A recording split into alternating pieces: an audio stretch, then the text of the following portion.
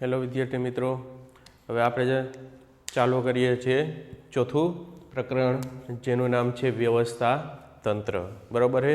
વ્યવસ્થા તંત્ર. આ વ્યવસ્થા તંત્રમાંથી આપણે ખાલી જોઈ હતી કે વ્યવસ્થા, બરાબર, શું બાબત થઈ કે વ્યવસ્થા, કે જે આપણે આયોજન કર્યું છે, આયોજનને તે કે સારી રીતે અને વ્યવસ્થિત રીતે પાર પાડવા માટે આપણે શું કરવું પડે છે, તો કે બધી બાબતની આપણે વ્યવસ્થા કરવી પડે છે. કે આયોજનમાં જે કોઈ પણ બાબત આપણે દર્શાવી હોય, આ બધી બાબતોને આપણે શું કરવી પડે છે, તો કે વ્યવસ્થા કરવી પડે છે. એટલે કે આયોજનનો અમલ કરવા માટે અને ધ્યેય સિદ્ધિ માટે જે આપણે બાબત નક્કી કરીએ છીએ એને આ વ્યવસ્થા તંત્ર કહીએ છીએ. બરાબર? એક આ કામ આ વ્યક્તિ કરવાનું છે, તો એ કામ પાર પાડવા માટે આપણે એને સત્તા અને એને આપણે એની જવાબદારી સોંપીએ છીએ. બરાબર? કે જે કામ સરખું વ્યવસ્થિત ન થયું તો એ કામ પાછળ જવાબદાર કોણ, તો એ કે એવડો એ વ્યક્તિ. એટલે એ કામને પાર પાડવા માટે પાછી આપણે એને સત્તા પણ સોંપીએ છીએ.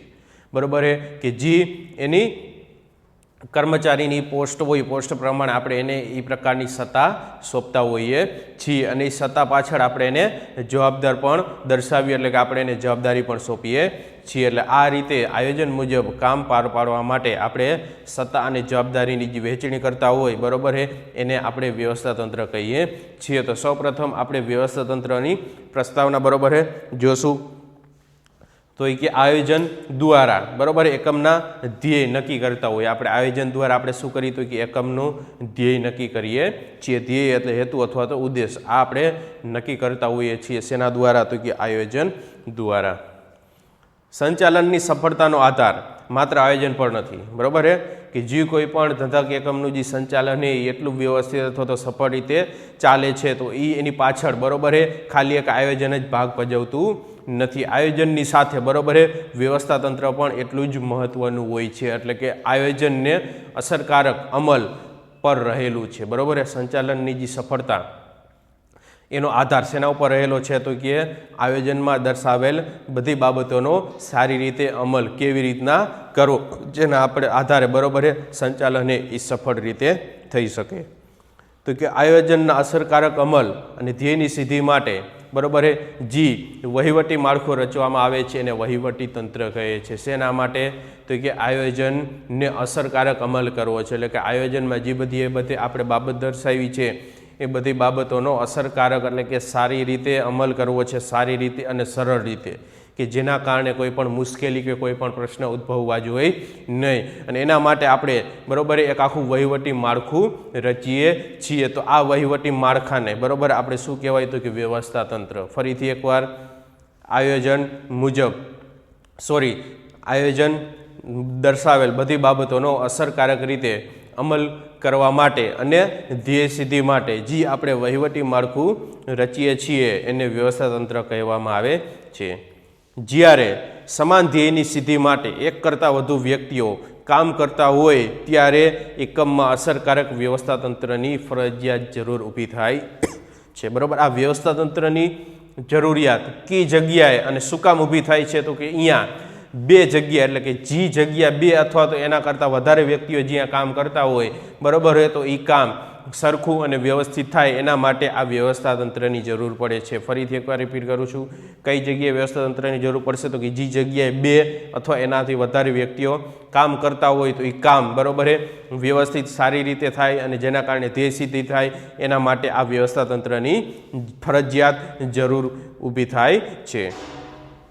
એકમની ધ્યેય સિદ્ધિ અને કાર્ય સફળતાનો આધાર એકમના કર્મચારીઓ વચ્ચે કાર્યની સ્પષ્ટ વહેંચણી, સત્તા અને જવાબદારીનું વિભાજન, સત્તાની સોંપણી જેવી બાબતો પર રહેલો છે. બરાબર છે?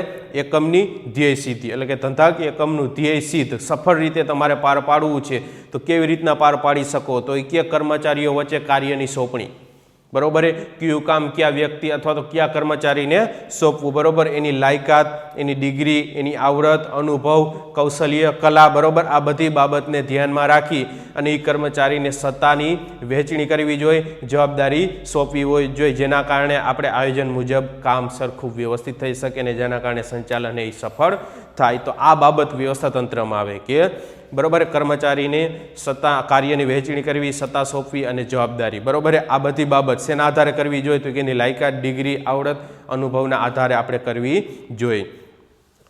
અને જવાબદારીનું વિભાજન અને સત્તાની સોંપણી જેવી બાબતો ઉપર રહેલો છે. બરોબર, શેના ઉપર રહેલી? તો કે એકમની ધ્યેય સ્થિતિ. બરોબર, કોઈ પણ ધંધાકીય એકમ છે, બરોબર, આટલી રીતે શું કામ સફળ થયા અથવા તો એને જે ધ્યેય નક્કી કરેલું છે એ ધ્યેય કેવી રીતના સફળ કરે છે, બરોબર, એનો આધાર કર્મચારીઓને સત્તા જવાબદારીની જે આપણે વહેંચણી કરી છે એના ઉપર રહેલો છે. સંચાલનની પ્રક્રિયામાં જે હેતુઓ સુનિશ્ચિત થાય છે તેને વિધિસર રીતે અમલમાં મૂકવા માટે વ્યવસ્થા તંત્ર અનિવાર્ય છે. બરોબર, સંચાલનની જે પ્રક્રિયામાં જે આપણે હેતુઓ નક્કી કર્યા છે, હેતુઓને પાર પાડવા માટે, બરોબર, જે આપણે આખું બધી બાબતોની વ્યવસ્થા કરતા હોય એના માટે આપણે વ્યવસ્થા તંત્રની જરૂર પડે છે. એટલે કે હેતુઓને પાર પાડવા માટે આયોજન, પછી આપણે એ આયોજન મુજબ આપણા કામને પાર પાડવા માટે, બરોબર, એ વ્યવસ્થા તંત્રની ફરજિયાત જરૂર ઊભી થાય છે. તેથી જ કહેવાય છે કે સંચાલન એ ધંધાકીય સાહસનું મગજ છે, આયોજન એ પ્રાણ છે, અને જ્યારે વ્યવસ્થા તંત્ર એ તેનું શરીર છે. શરીર છે એટલે કે એક પ્રકારનું હાડપિંજર. બરોબર, કારણ કે હાડપિંજર એ એક આખી શું છે? એની એક વ્યવસ્થા તંત્ર. ફરીથી એકવાર, બરોબર, એટલે જ માટે કીધું છે કે ધંધાકીય સાહસ એ શું છે? તો કે મગજ છે, અને આયોજન એ શું છે? તો કે પ્રાણ છે, અને જ્યારે વ્યવસ્થા તંત્ર એ શું છે? એનું આખું શરીર છે. બરોબર, એટલે માટે તમારી પાસે શરીર છે પણ શરીરમાં પ્રાણ નથી તો તમારું શરીર કેવું થઈ ગયું? સાવ નકામું. એટલે કે શરીરમાં પ્રાણની પણ જરૂર પડે છે, એવી રીતના ધંધાકીય એકમમાં પણ આયોજનની જરૂર પડે છે. આયોજન બરોબર હશે તો જ આખું વ્યવસ્થા તંત્ર એ સારી રીતે અને વ્યવસ્થિત રીતે ચાલવાનું છે. તમારી પાસે વ્યવસ્થા તંત્ર છે પણ આયોજન બનાવેલું નથી તો એ વ્યવસ્થા તંત્ર પણ સારી રીતે ચાલવાનું નથી. એટલે કે આયોજન એ ધંધાકીય એકમનો પ્રાણ છે, અને જ્યારે વ્યવસ્થા તંત્ર ધંધાકીય એકમનું શરીર છે. તો આ હતી એની પ્રસ્તાવના. બરોબર, ખાલી એક વ્યાખ્યા તમને કહી જાઉં તો કે આયોજનનો અસરકારક અમલ કરવા માટે અને ધ્યેયની સિદ્ધિ માટે આખું જે વહીવટી માળખું તૈયાર કરવામાં આવે એને વ્યવસ્થા તંત્ર કહીએ છીએ. હવે આવે છે વ્યવસ્થા તંત્રનો અર્થ.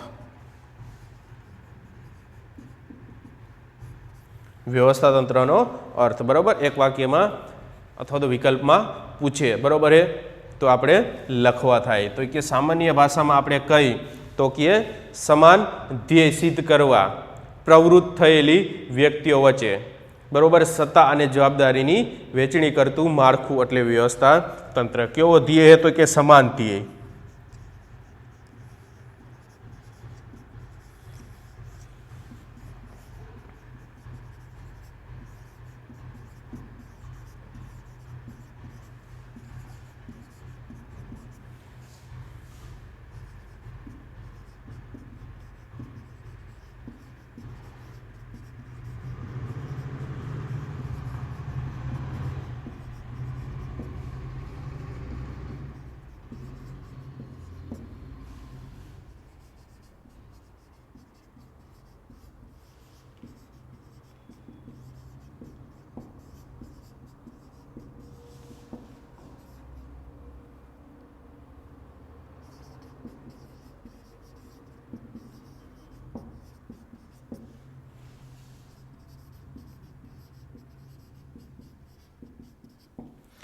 શું કહ્યું હતું કે સમાન ધ્યેય, બરોબર. ધંધાકીય એકમ એ છે તો ધંધાકીય એકમમાં માલિકો અને કર્મચારી, બરોબર, બેયનો હેતુ તો કે સમાન હોવો જોઈએ, બરોબર. એટલે કે ધંધાકીય એકમનો હેતુ તો કે નફો મેળવવાનો છે, તો એમાં સંચાલકને પણ ભાગ ભજવવાનો છે અને કર્મચારીએ પણ એમાં એની જવાબદારી અદા કરવાની છે. એટલે માટે આગળ શબ્દ હતો કે સમાન ધ્યેયની સિદ્ધિ માટે, બરોબર, પ્રવૃત્ત થયેલ બે કે તેથી વધુ વ્યક્તિઓ વચ્ચે, બરોબર. એટલે કે જે જગ્યાએ વ્યક્તિઓ ભેગા થાય છે એ જગ્યાએ બે અથવા તેનાથી વધારે વ્યક્તિ, કારણ કે એક વ્યક્તિ જે જગ્યાએ ભેગો થાય એ એક વ્યક્તિનું આયોજન કરવામાં આવતું નથી, બરોબર. આયોજન અને સંચાલનની જરૂર ક્યાં પડે છે તો કે જ્યાં બે અથવા તો વધારે વ્યક્તિઓ ભેગા થયા હોય ત્યાં. એટલે આપણે ફરજિયાત શબ્દ લખવો પડે કે બે કે તેથી વધુ વ્યક્તિઓ વચ્ચે સત્તા અને જવાબદારીની વહેંચણી કરતું માળખું. એટલે કે કયું કામ ક્યાં વ્યક્તિ કરવાનું છે એ કામ પાછળ, બરોબર, એને કેટલા પ્રમાણે કેટલી સત્તા સોંપવી. એટલે કે અમુક જે સત્તા એને મળી ગઈ તો અમુક સત્તા, બરોબર, સત્તાના આધારે અમુક જે એને કાર્ય જે કરવાનું હોય એ કામ કરવા માટે એને ઉપલા અધિકારીની અમુક મંજૂરી લેવી પડતી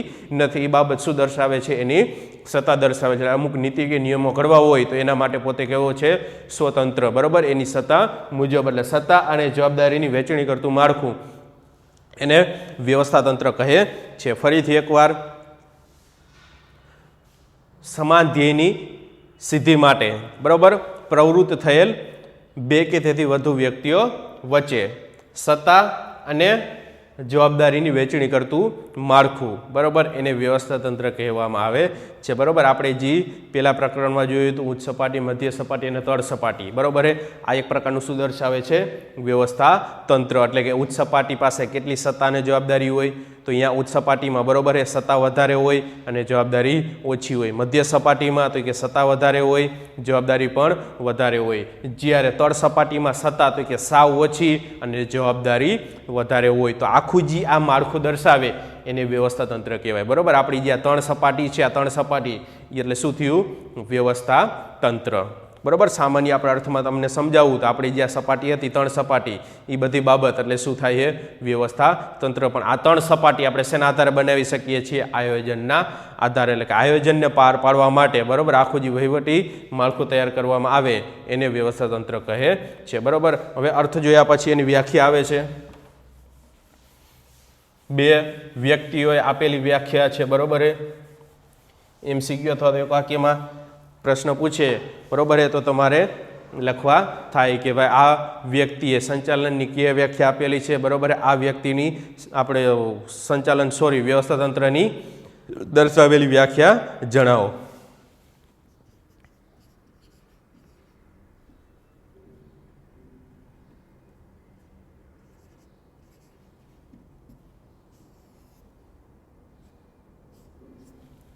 બરાબર, વ્યાખ્યા એમાં પેલા છે ચેસ્ટર આઈ બર્નાર્ડ. ચેસ્ટર આઈ બર્નાર્ડ. ચેસ્ટર આઈ બર્નાર્ડ. બરાબર, શું જણાવે છે પોતે? તો કે 2 કે તેથી વધુ વ્યક્તિઓ વચ્ચે સહકાર દ્વારા થતી પ્રવૃત્તિ એટલે વ્યવસ્થા તંત્ર. સાવ ઈજી સહેલી વ્યાખ્યા છે. તો કે 2 કે તેથી વધુ વ્યક્તિઓ વચ્ચે સહકાર દ્વારા થતી પ્રવૃત્તિ એટલે વ્યવસ્થા તંત્ર. કારણ કે વ્યવસ્થા તંત્રમાં સહકાર એટલે કે સંકલનની અહીંયા ફરજિયાત જરૂર પડવાની છે. બરાબર, એક સૂત્રતા અને સુમેળ. બરાબર, સંપ અને એકતા. બરાબર, કર્મચારીઓ વચ્ચે અંદરો અંદર રહેલો સંપ અને એકતા જ છે એ ધંધાકીય એકમને વધારે સફળ બનાવે છે, સંચાલનને પણ સફળ બનાવે છે. જો અંદરો અંદર રહેલો કુસંપ અથવા તો અંદરો અંદર રહેલી એ અએકતા એટલે કે એકતા ન હોય તો તેના કારણે પણ ધંધાકીય એકમ સફળ થવાનું નથી. એટલે માટે ચેસ્ટર આઈ બર્નાર્ડ કહે છે કે 2 કે તેથી વધુ વ્યક્તિઓ વચ્ચે, બરાબર, સહકાર દ્વારા થતી પ્રવૃત્તિ એટલે વ્યવસ્થા તંત્ર. પછી, બરાબર, બીજા એક લેખકની વ્યાખ્યા છે. બરાબર, જેનું નામ છે લુઈસ એલન.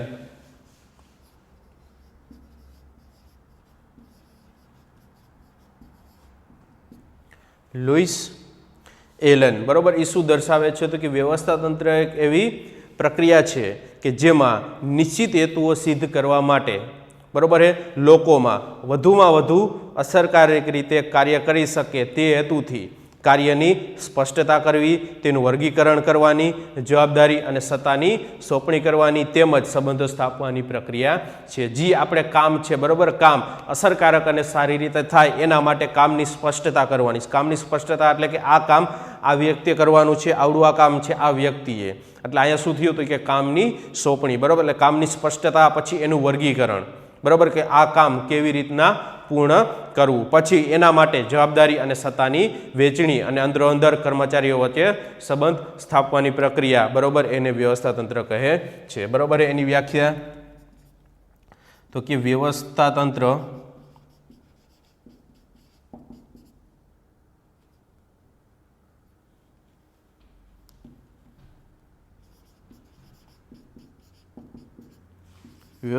એ એવી પ્રક્રિયા છે જેમાં નિશ્ચિત ધ્યેયને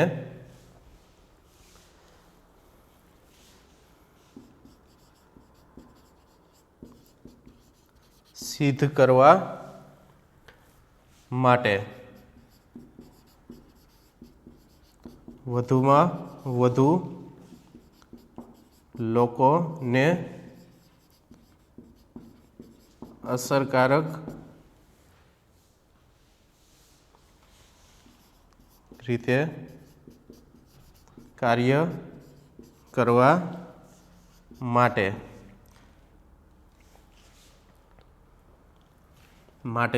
કાર્ય કરવા માટે શું કહે તો એ કહે કાર્યની સ્પષ્ટતા કરવી.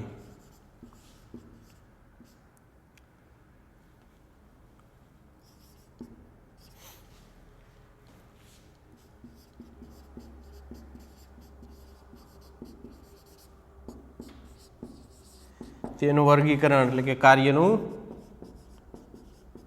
વર્ગીકરણ કરવાની અને જવાબદારી અને સત્તાની વહેંચણી કરી તેની વચ્ચે સંબંધો સ્થાપવાની પ્રક્રિયા. બરોબર. શું કહે છે તો કે વ્યવસ્થાતંત્ર એક એવી પ્રક્રિયા છે કે અહીંયા ધ્યેયની સિદ્ધિ માટે બરોબર હે વધુમાં વધુ લોકોને અસરકારક રીતે કાર્ય કરવા માટે બરોબર હેતુ આપણે કાર્યની સ્પષ્ટતા કરવી, એ કાર્યનું વર્ગીકરણ કરવું અને જવાબદારી અને સત્તાની વહેંચણી કરવી અને વ્યક્તિઓ કર્મચારીઓ વચ્ચે બરોબર હે સંબંધો સ્થાપવાની પ્રક્રિયા એને વ્યવસ્થાતંત્ર કહે છે. બરોબર. આ વ્યાખ્યા કોને આપેલી છે? Louis Allen. બરોબર. આ તમારે તમારી નોટબુકમાં લખવાની છે જેથી કરીને એમસીક્યુ અથવા તો એકાકીના પ્રશ્નમાં પૂછે તો આપણે લખી શકીએ. ફરીથી એકવાર બરોબર હે અર્થ રિપીટ કરી લઈ તો કે સામાન્ય ધ્યેય સિદ્ધ કરવા માટે પ્રવૃત્ત થયેલ બે કે તેથી વધુ વ્યક્તિઓ વચ્ચે બરોબર સત્તા અને જવાબદારીની વહેંચણી કરતું માળખું એને વ્યવસ્થાતંત્ર કહીએ છીએ. પછી ચેસ્ટર આઈ બર્નાર્ડ શું કહે છે તો કે બે થી તેથી વધુ વ્યક્તિઓ વચ્ચે સહકાર દ્વારા થતી પ્રવૃત્તિ એટલે વ્યવસ્થાતંત્ર. પછી લુઈસ એલન શું જણાવે છે તો કે વ્યવસ્થાતંત્ર એક એવી પ્રક્રિયા છે બરાબર જેમાં નિશ્ચિત એટલે કે નક્કી કરેલા ધ્યેયને સિદ્ધ કરવા માટે વધુમાં વધુ લોકોને અસરકારક રીતે કાર્ય કરવા માટે બરોબર છે કાર્યની સ્પષ્ટતા કરવી, કાર્યનું વર્ગીકરણ કરવું અને સત્તા અને જવાબદારીની વહેંચણી કરી તેની વચ્ચે સંબંધો સ્થાપવાની પ્રક્રિયા છે. બરોબર છે. આથી વ્યાખ્યા. પછી આવે છે વ્યવસ્થાતંત્રનો ખ્યાલ.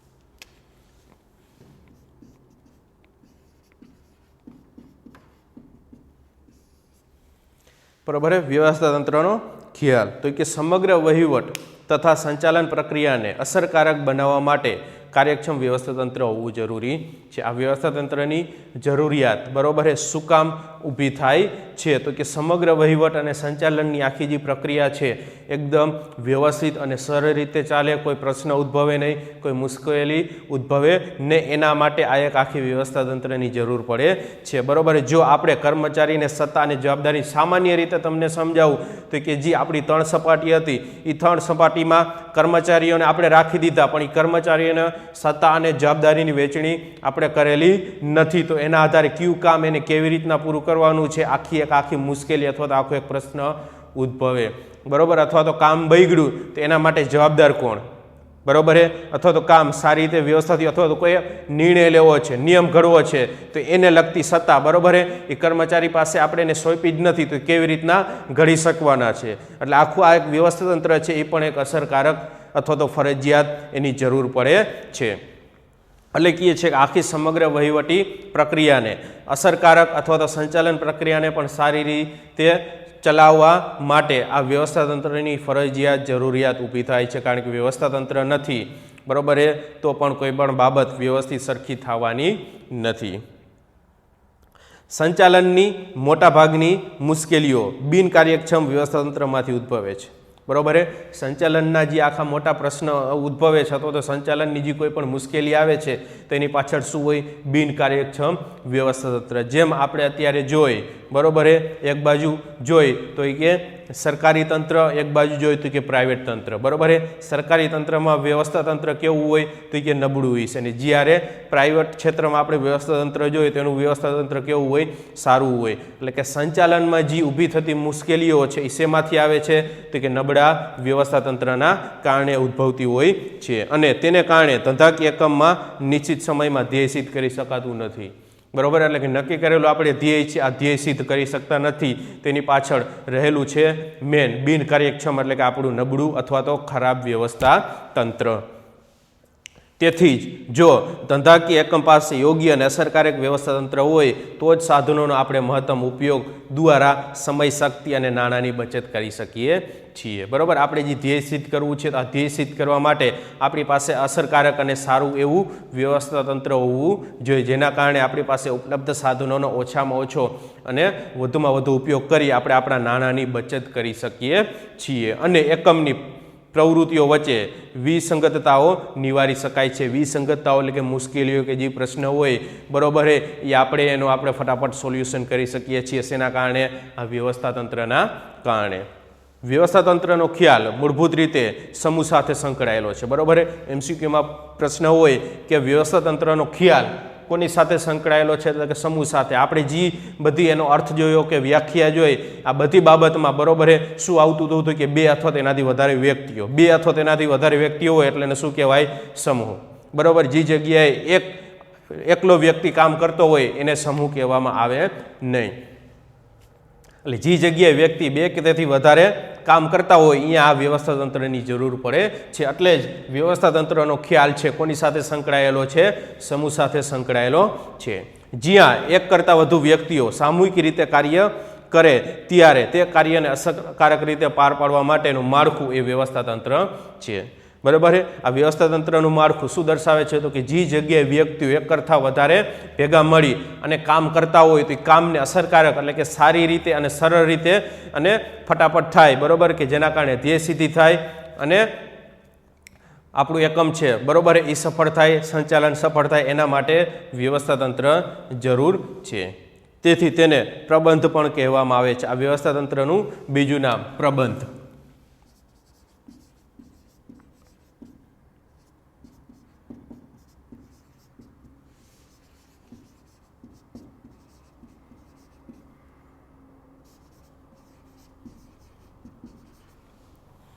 બરોબર છે. વ્યવસ્થા તંત્રનું બીજું નામ શું છે તો એ કે પ્રબંધ. એટલે માટે આ વ્યવસ્થા તંત્રને પ્રબંધ પણ કહેવામાં આવે છે. વ્યવસ્થા તંત્રમાં કોઈ સામાન્ય હેતુની પ્રાપ્તિ માટે એકત્રિત થયેલા વ્યક્તિઓને સત્તા અને જવાબદારીની વહેંચણી કરી તે વ્યક્તિઓ વચ્ચેના સંબંધો સ્થાપિત કરવાનું કાર્ય કરવામાં આવે છે. આ વ્યવસ્થા તંત્રમાં, બરોબર છે, શેને લગતું કાર્ય કરવામાં આવે છે તો કે કામ કરવા માટે, બરોબર, કર્મચારીઓ વચ્ચે સત્તા અને જવાબદારીની વહેંચણી કરવી. સત્તા અને જવાબદારીની વહેંચણી કર્યા પછી એ કર્મચારીઓ વચ્ચે સંબંધ સ્થાપિત કરવો, બરોબર. એટલે કે ઉચ્ચ સપાટી અને મધ્ય સપાટી વચ્ચેનો શું સંબંધ? મધ્ય સપાટી અને તળ સપાટી વચ્ચેનો કયા પ્રકારનો સંબંધ? બરોબર. મધ્ય સપાટી અને તળ સપાટી વચ્ચે શું સંબંધ હોય? અને મધ્ય સપાટી અને ઉચ્ચ સપાટી વચ્ચે, બરોબર, કયા કાર્ય માટેનો સંબંધ છે? આ બધી આખું જે દર્શાવતું માળખું એટલે વ્યવસ્થા તંત્ર.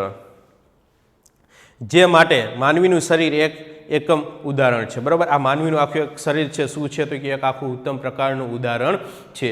માનવીના શરીરમાં, બરાબર, જુદા જુદા અંગોના કાર્ય જુદા જુદા છે, તેમ છતાં બધા જ અંગો એકબીજા સાથે સંકળાયેલા હોય છે, બરાબર. માનવીના દરેક અંગોના કાર્ય જુદા જુદા છે. હાથનું કાર્ય જુદું છે, આંખનું કાર્ય હોય તો જોવાનું છે, નાકનું કાર્ય છે તો કે સૂંઘવાનું છે, મોંનું કાર્ય છે તો કે બોલવાનું છે, બરાબર, કાન છે સાંભળવાનું છે, હાથનું કામ છે, બરાબર, એ પણ એક પ્રકારનું જે કાર્ય હોય કરવાનું, પગનું કાર્ય તો એ કે ચાલવાનું છે, બરાબર. એ જ રીતે આપણા માનવ શરીરના જુદા જુદા અંગોનું કાર્ય જુદું જુદું છે, પણ આ બધા અંગો કેવા છે તો કે એકબીજા સાથે સંકળાયેલા છે અને એનો ચોક્કસ સંબંધ છે, બરાબર. એકબીજા સાથે એકબીજાનો ચોક્કસ સંબંધ હોય છે. તો એ જ રીતે આખું એક વ્યવસ્થા તંત્ર, એ વ્યવસ્થા તંત્રમાં પણ જુદા જુદું કામ છે, બરાબર, એકબીજા સાથે સંકળાયેલું હોય છે ને કઈ રીતે એને પાર પાડવું એને માટે સત્તાની જવાબદારી જે આપણે સોંપણી કરીએ છીએ એ માળખું એટલે વ્યવસ્થા તંત્ર. તો આખું વ્યવસ્થા તંત્રનો ખ્યાલ હતો, બરાબર. ફરીથી એકવાર રિપીટ કરી જાઉં તો કે સમગ્ર વહીવટ અને સંચાલન પ્રક્રિયાને સફળ બનાવવા માટે વ્યવસ્થા તંત્ર જરૂરી છે. અને જે સંચાલનમાં જે કોઈ પણ પ્રશ્ન કે મુશ્કેલી ઉદ્ભવે છે એની પાછળ શું છે તો કે બિન કાર્યક્ષમ વ્યવસ્થા તંત્ર, બરાબર. એટલે તેથી જ જો વ્યવસ્થા તંત્રને તેથી જ અસરકારક વ્યવસ્થા તંત્ર હશે તો તેના કારણે અસરકારક એટલે કે સારામાં સારું અને ઉત્તમ પ્રકારનું જો વ્યવસ્થા તંત્ર હશે તો જ તેના કારણે, બરાબર, ઉપલબ્ધ સાધનોનો મહત્તમ ઉપયોગ થઈ શકશે, સમય, શક્તિ અને નાણાંની બચત થાય છે અને એકમની જે મુશ્કેલીઓ છે, બરાબર, એ આપણે નિવારી શકીએ છીએ. અને વ્યવસ્થા તંત્રનો ખ્યાલ કોની સાથે સંકળાયેલો છે તો એ સમૂહ સાથે સંકળાયેલો છે. એટલે કે જ્યાં એક કરતાં વધુ વ્યક્તિઓ ભેગા મળી અને કામ કરતા હોય ત્યાં આ વ્યવસ્થા તંત્રની જરૂર ઊભી થાય છે. એટલે માટે વ્યવસ્થા તંત્રનું બીજું નામ શું હતું તો કે પ્રબંધ પણ કહેવામાં આવે છે. અને વ્યવસ્થા તંત્રમાં કોઈ સામાન્ય હેતુની સિદ્ધિ માટે, બરાબર, ભેગા થયેલા લોકોને સત્તા અને જવાબદારીની વહેંચણી કરવી અને આ વ્યક્તિઓ વચ્ચે, બરાબર, સંબંધો સ્થાપિત કરવાની પ્રક્રિયા એટલે વ્યવસ્થા તંત્ર, બરાબર. તો આ તો એનો ખ્યાલ, બરાબર, 2 માર્કમાં તો 3 માર્કમાં પૂછી પણ શકે કે વ્યવસ્થા તંત્રનો ખ્યાલ જણાવો, બરાબર. ત્યાર પછી આવે છે વ્યવસ્થા તંત્રની લાક્ષણિકતાઓ, બરાબર. એ આપણે આગલા વિડીયોમાં જોશું. અત્યારે આટલું. થેન્ક યુ, ધન્યવાદ.